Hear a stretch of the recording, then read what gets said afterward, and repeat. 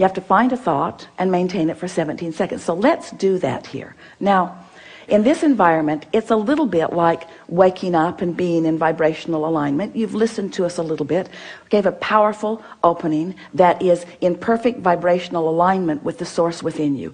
You resonated with the source within you. It's why you lighted up for us. It's why we thought it was a good idea to bring you here fast, because you were tuned in, because we distracted you till you got your paper out. We distracted. I'll throw it away. We distracted you from the vibrational frequency. So this is a good environment for you to practice the vibration of what you're looking for. So it's like you've just awakened, and let's pretend. It's not such a pretending.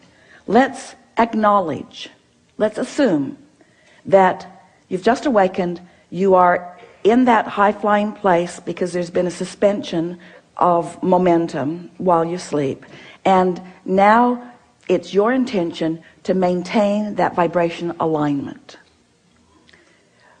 Do you think the best idea is to take the issue that matters more to you than everything else put together and contemplate that now? No. Because if you do, it's sure, isn't it, that you're going to lose your connection.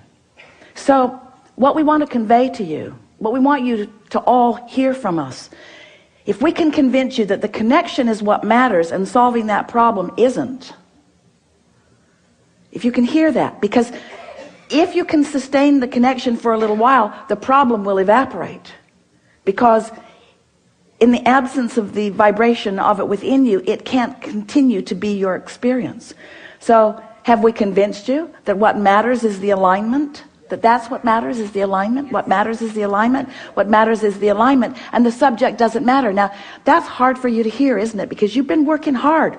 You told us. You've been working hard. You've been trying hard. You try hard to get from where you are to where you want to be. And we want you to understand, and we know, it must just be so irritating to hear this. You've been wasting your time.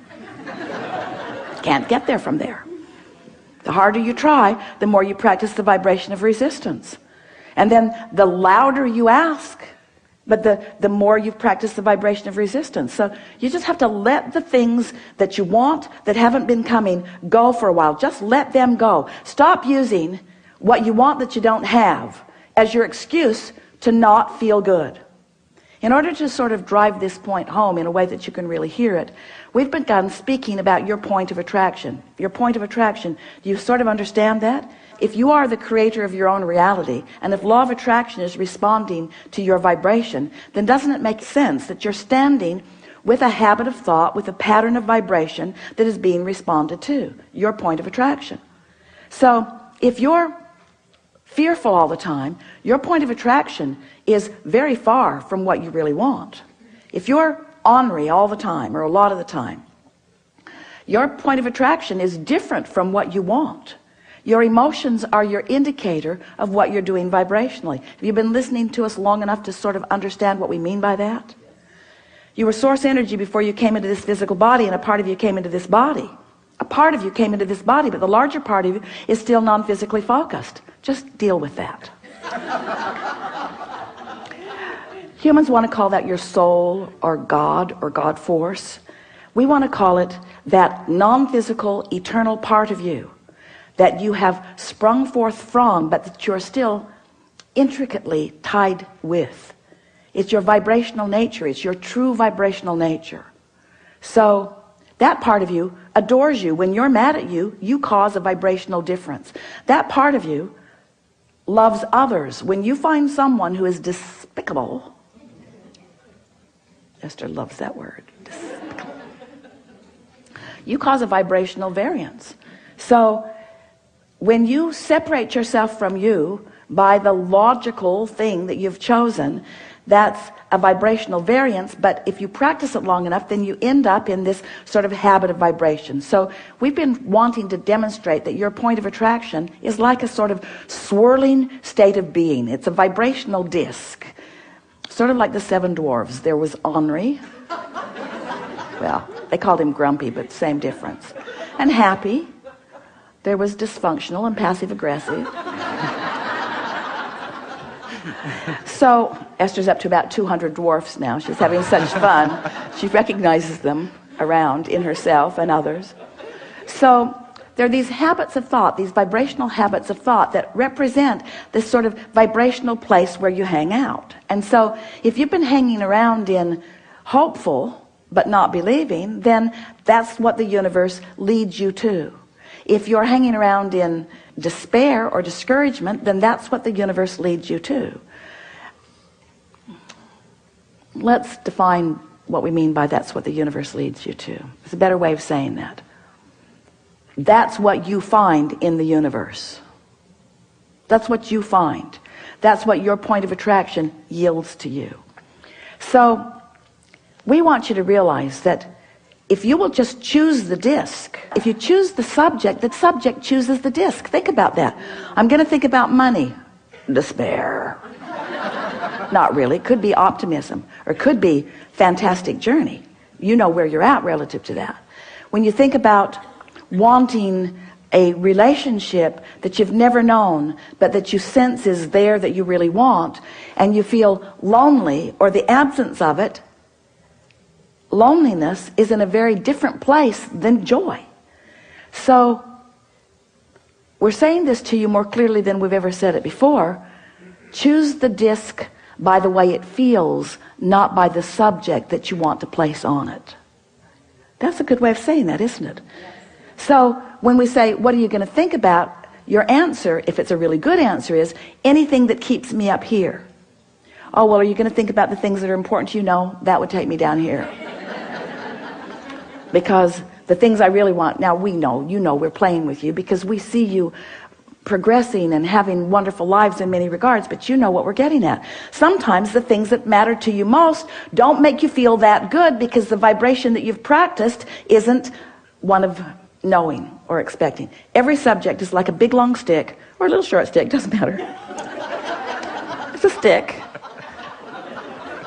A really big long stick that has two ends on it.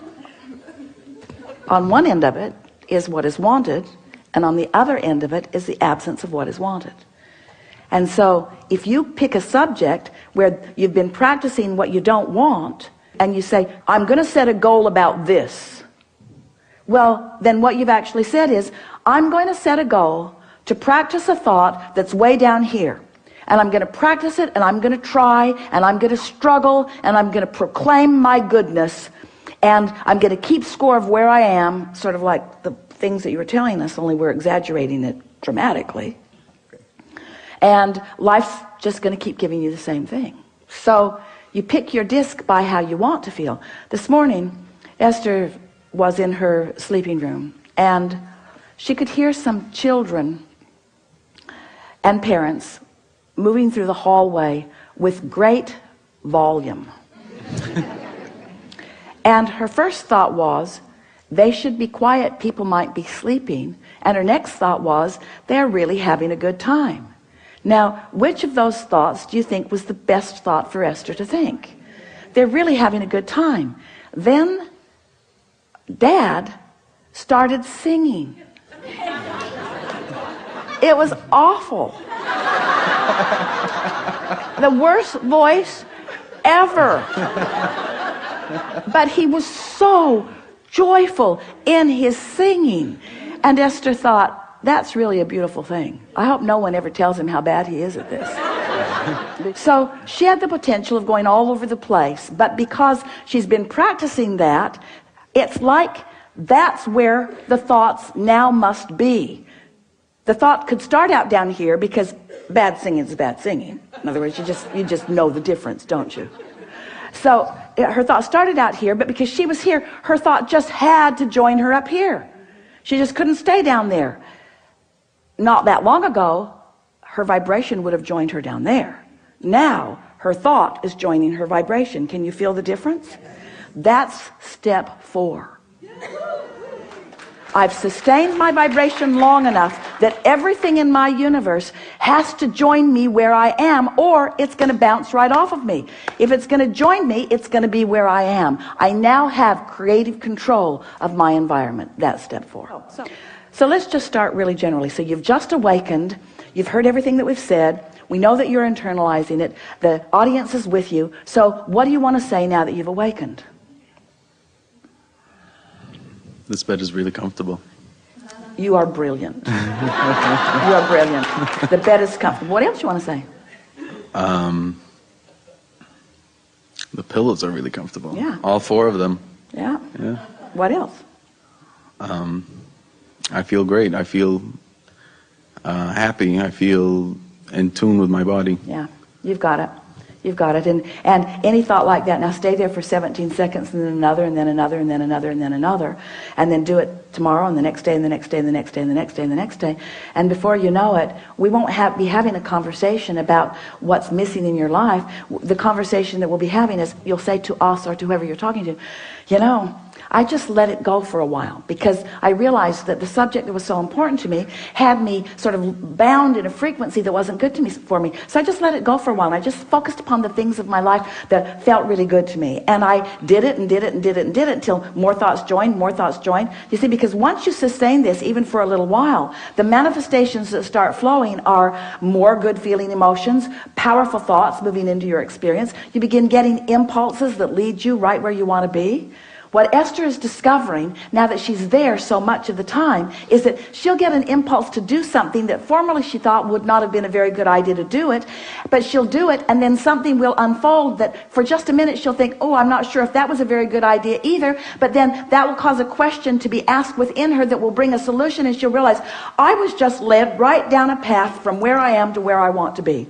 Because she's heard us say, and you have too, that the source within you knows where you are in relationship with everything you want, and knows exactly what the path of least resistance is to get you there. But you've got to try a little bit to be on a vibration of least resistance.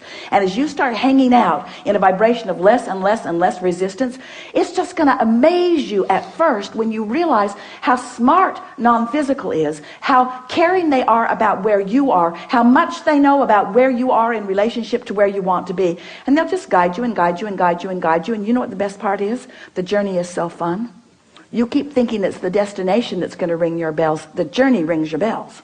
Because in the absence of resistance, it's fun here, and it's fun here, and it's fun here, and it's fun here, and it's fun here, and it's fun here, and it's fun here, and it's fun here, and it's really fun here, and it's really fun here, and it's really fun here. And that was so interesting. And I like this so much. And before you know it, every day of your life is one of just moving into things that are interesting and fun, and sometimes challenging, which is both interesting and fun, you see. You don't have to be where you think you want to be in order to be happy. You just got to be on the way to where you want to be in order to be happy.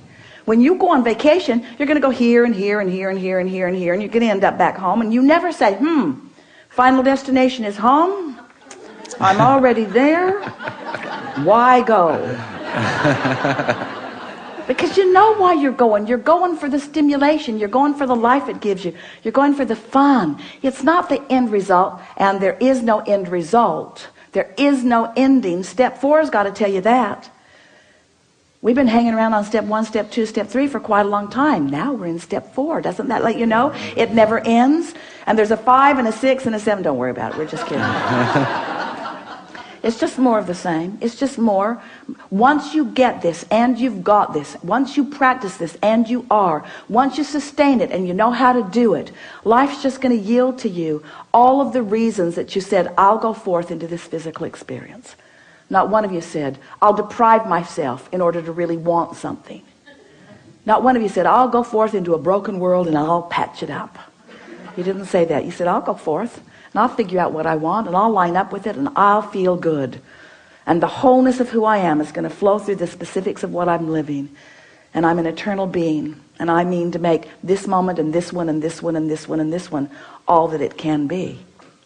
Really good. Thank you.